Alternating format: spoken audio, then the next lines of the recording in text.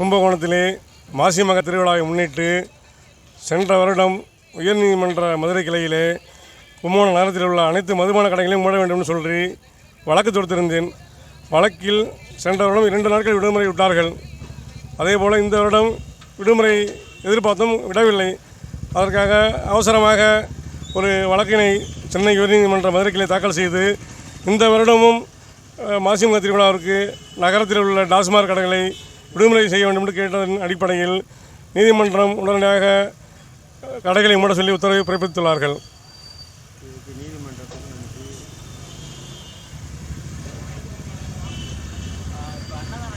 இப்போ அன்னதானம் வந்து ஒரு 1000க்கும் மேற்பட்டோருக்கு அன்னதானம் வழங்குகிறோம். காலையில் 10 மணிலேருந்து மதியம் 3 மணி வரைக்கும் இந்த அன்னதானம் நடக்கும். எங்களுடைய அமைப்பின் அகில பாரத இந்த ஆன்மீக பேரணியின் சார்பாக இந்த அன்னதான நிகழ்ச்சி நடக்குது. கடந்த 20 வருடங்களாக நடத்திக்கிட்டு இருக்கோம்.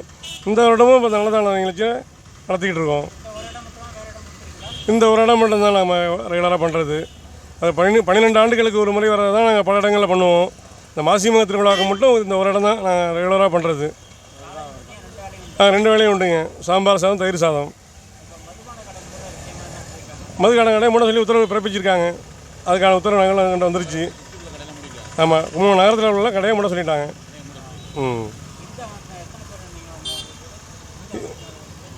என் பேர் வந்து இரா கண்ணன்.